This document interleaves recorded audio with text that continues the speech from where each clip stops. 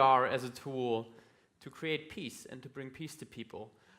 So it's a social impact startup, and you guys been working with, for example, Oculus for Good and other people, but you've also been doing your own projects. And today we're going to hear about a special project that is called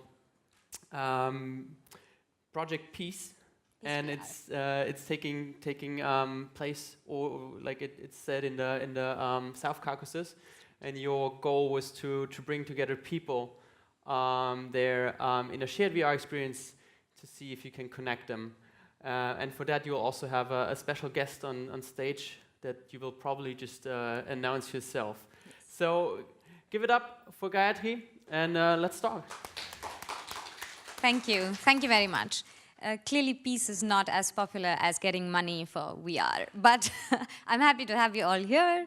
Yes, as Daniel said, thank you so much for the introduction. I'm going to be making a case for using VR 360 technology for building peace. And it seems like a really big claim, but we have evidence, not a lot of evidence, but some initial evidence that shows that it can work. As Daniel said, I'm co-founder at Now Here Media. I'm a VR creator and storyteller. I started off being a journalist and discovered VR as a medium for storytelling, and since then there has been no looking back. I'm really convinced that this is a really powerful medium to tell important stories that can change attitudes and behaviors. So we are a storytelling studio that uses VR for social impact. And I want to, before we get into the project about Peace VR, I want to talk a little bit more about other cases of how we've used VR to achieve social impact. For instance, earlier this year, we created a project in India to fight intimate partner violence. I come from India, and I can tell you that intimate partner violence is a really taboo subject. It's not so easy to talk about it. And also, intimate relationships between unmarried couples itself is a taboo subject. But an Indian NGO approached us and said that, can we use VR to communicate about this important social topic? And we took up the challenge. The research showed that young people were having problems or were having difficulties identifying signs of abuse and control in their relationships. And that meant that they wouldn't know when their relationship was getting controlling or getting abusive. So we created an experience in which you step into the shoes or become the woman who is experiencing control and abuse in her relationships. And through the experience, the levels of control and abuse kind of keep going up until it reaches physical violence. And therefore, as a result of that, when we did some research, we found out from surveys that before people saw the experience, their response to what they considered abuse and what they considered control was different from after having seen the experience.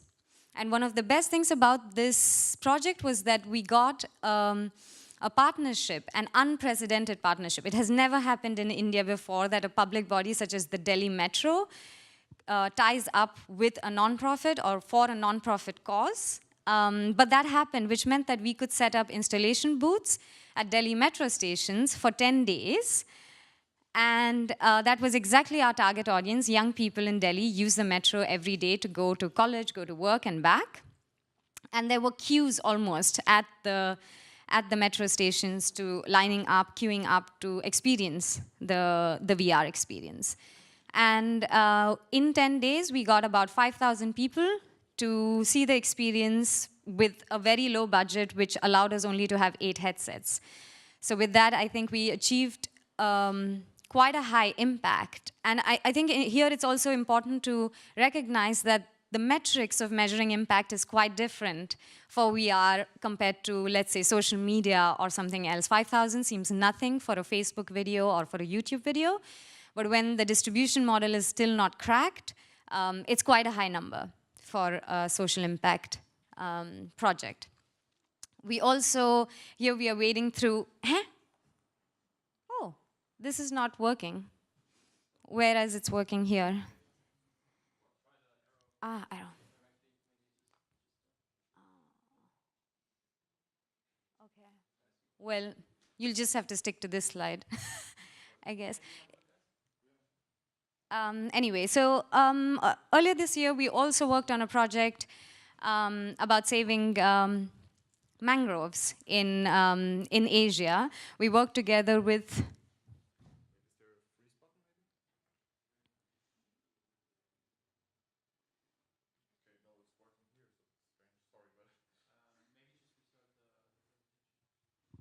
Yeah, while you restart it, I can go on and still speak about the project. So we followed a group of conservationists, mangrove conservationists, who work in South Asia and try to document their work and show the experience to the people, to the communities living around these mangroves, so that they can also understand the importance of the mangroves.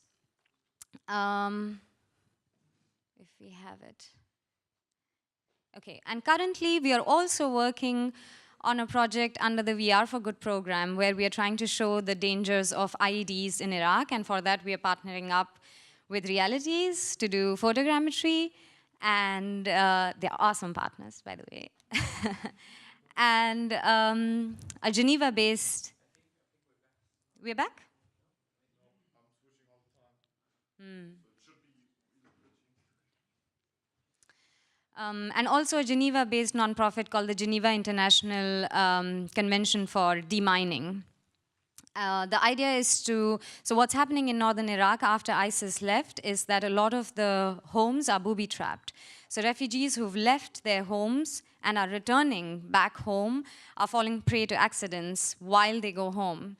So the idea of this experience is also to convey the fear of living in a place where you don't know your next step, what your next step is going to be, where is it going to land.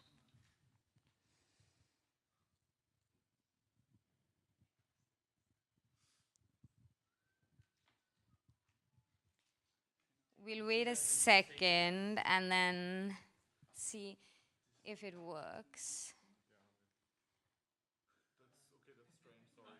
Okay.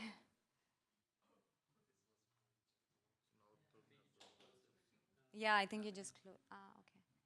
So now we can switch, but wait. Can you just maximize it? Yeah. Okay. Can we switch now? Yeah, you can switch now. Okay.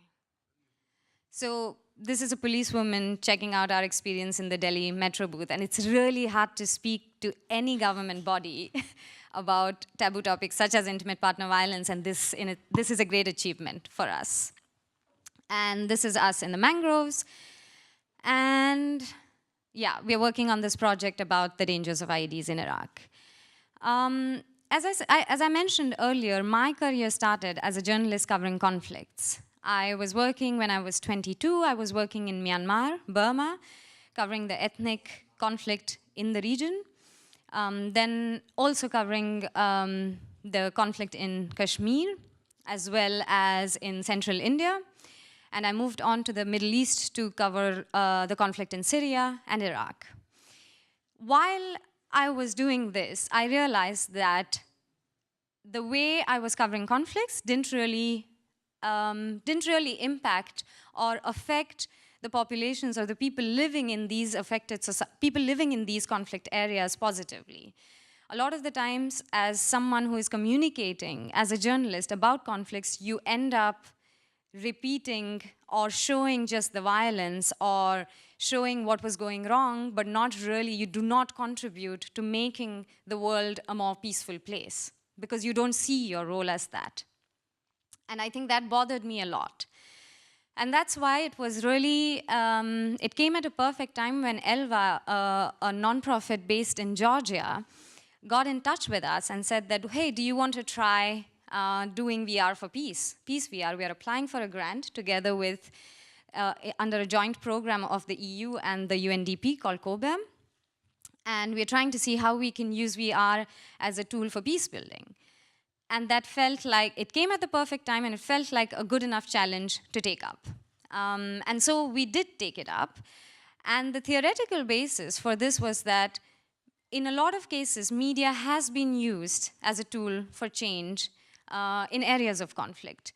The fundamental problem when there is violence and violent conflict is that there is no dialogue between the two sides. There's so much tension and there's so much lack of communication that it does not resolve. There is no change.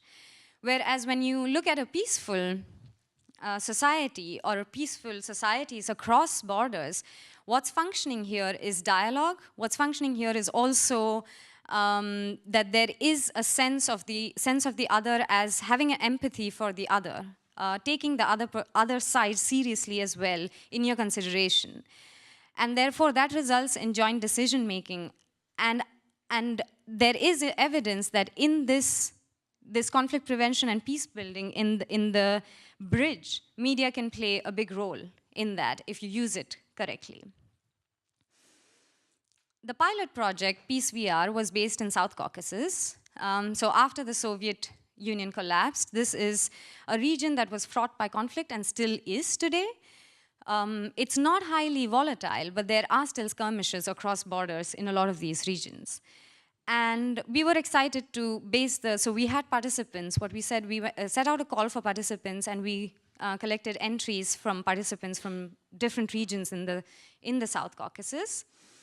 And we use VR 360 because it does allow, in this case, VR and 360 can work very, very well when it comes to being present in the other world. And that's something that it has immense potential, which means that it's possible. These are areas that are so restricted in their contact with each other that they can't really communicate with each other. But VR makes it possible to see the other reality. And sometimes, when you see the other reality, you realize that it's not very different from your own reality. And that makes it possible to have a shared reality. And therefore, there can be a change in perspective. And that was our hypothesis for this whole Peace VR concept. Now, one important thing when it comes to peace building or reconciliation efforts is that it cannot happen in every conflict, at every stage. There cannot be peace building measures when there is ongoing conflict. If there is shooting and firing happening on both sides, if there's army standing on both sides and there's an active conflict, you cannot have peace building measures. You need a ceasefire. And therefore, once again, going back to the South Caucasus, it gave us a perfect space to experiment this, because the regions we were working in were more post-conflict regions. Although the conflict had not been resolved and there were not enough reconciliation measures, it was mainly a post-conflict region that we worked in. We were very sure that we wanted to include communities that were affected by the conflict. So we were not going to go there and tell their stories because it wouldn't make sense. We wanted to involve artists, journalists, storytellers, and activists from these regions who wanted to have peace to be the voices of the entire project.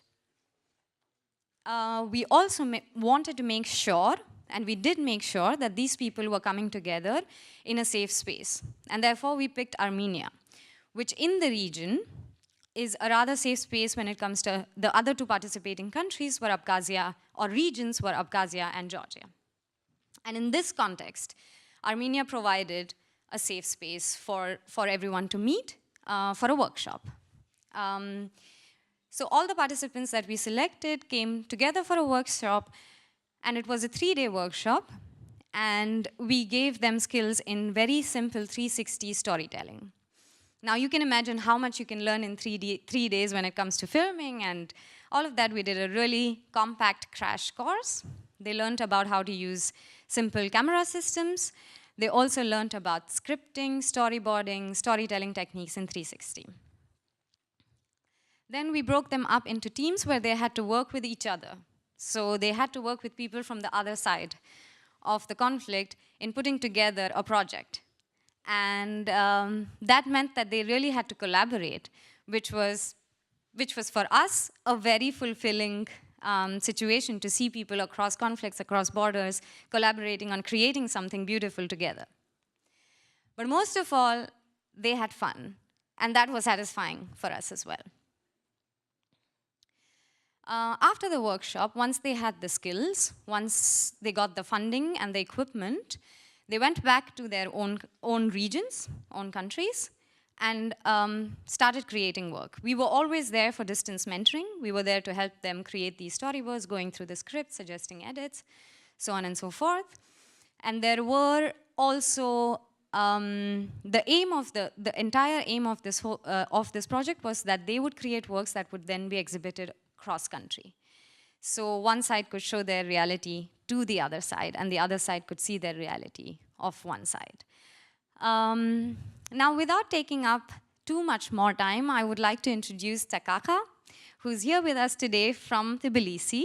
She's traveled all the way, and she's one of our participants of the workshop, and she's going to tell us about her journey and her experience being part of the entire project. Thanks, Takaka.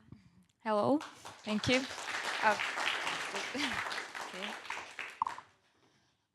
Well, hi, I'm visual artist working in different mediums like video art, graphic design, art direction, photography, also installations and contemporary art in general.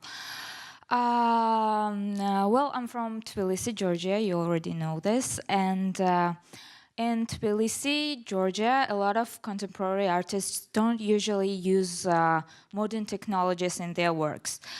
When I found out about this project, I got very interested because I think that we should integrate modern technologies into contemporary art, and we can get very interesting synthesis. So the Peace VR project was a great opportunity for this to happen. And another reason was that I had never met Abkhazians before. I know the history and everything, but I have never personally met them.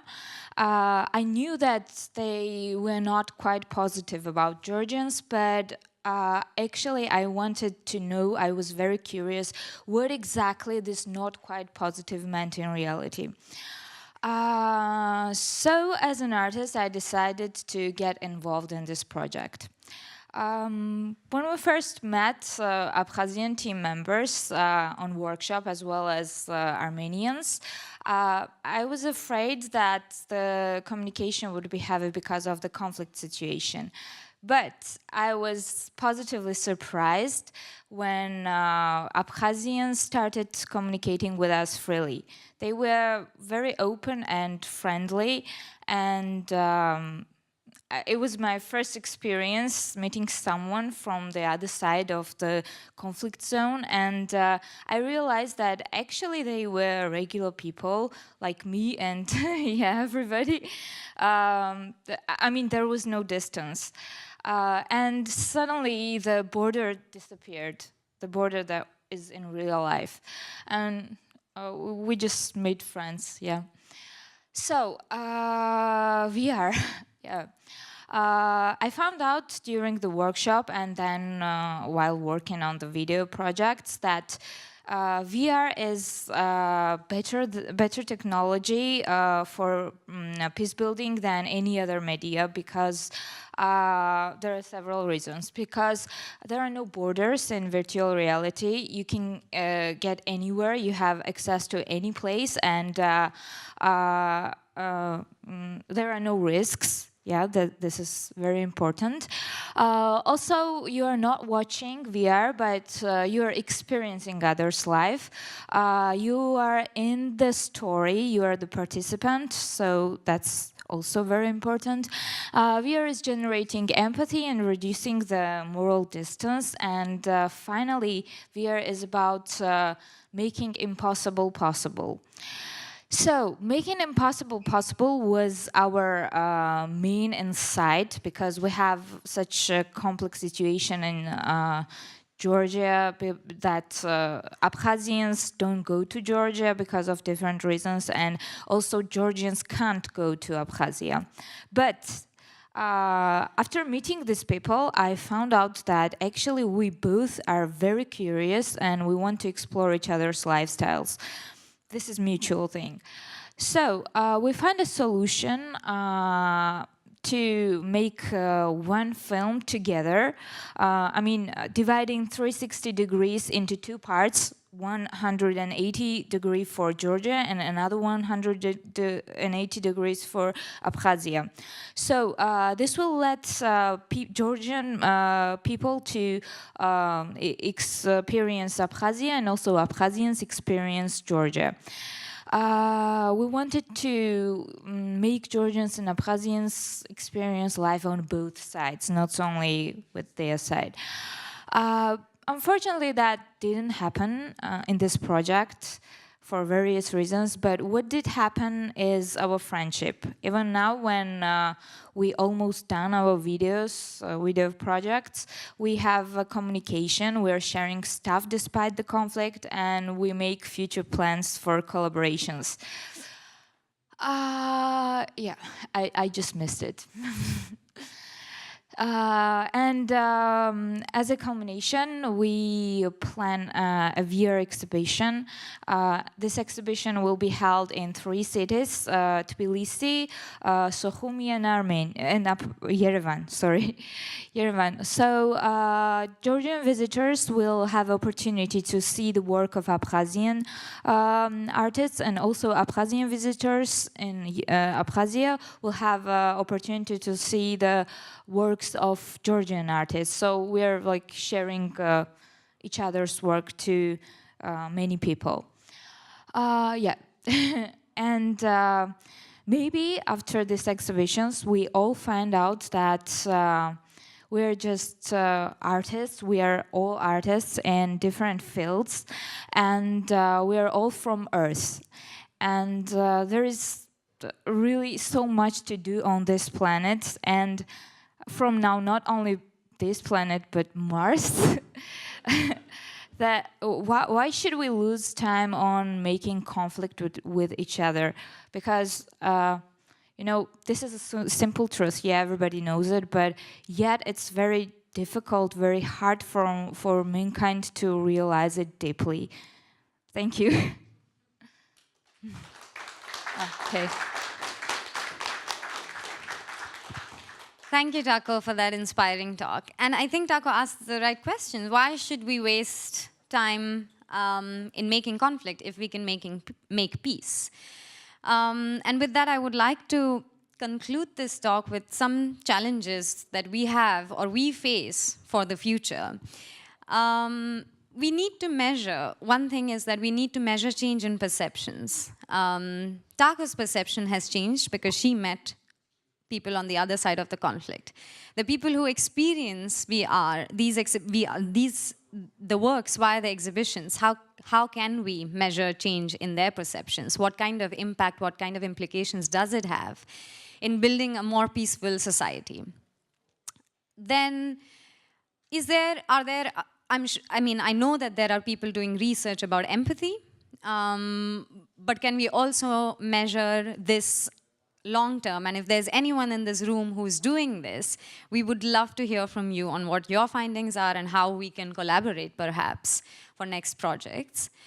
And while I really believe that this is a model that is replicable for many different places around the world, there are enough conflicts on this planet, unfortunately, so we can do it in a lot of different places. Do you agree with that as well? Like, are there, keeping in mind peace and reconciliation models, is this something that can be replicated globally? Thank you very much for all your attention and support. And thanks.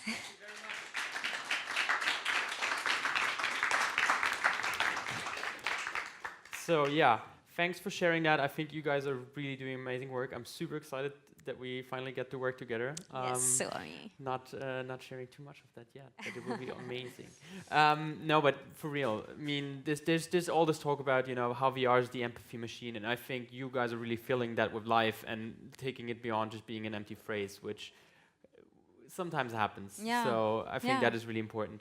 Yeah, you're right. And I think while there is a place for people to have shooter games in VR, I think there is a place for building peace as well. So, yeah. Absolutely. So are there any questions from your side? Anything that you would like to know now after hearing Gayatri's talk? So I have one question. If you have, you know, the budget secured and everything worked out, like what is an experience that you would really care about yourself to make? If I have to replicate the Peace VR somewhere else, it would be between India and Pakistan. I think that's, I mean, I'm from India. We have someone from Pakistan here in the audience, and we've spoken earlier about how to make that happen. So that would be a dream come true. All right. Yeah. So give it up for Gayatri for sharing all that with us. Thank you. And Thank for you your very amazing much. work.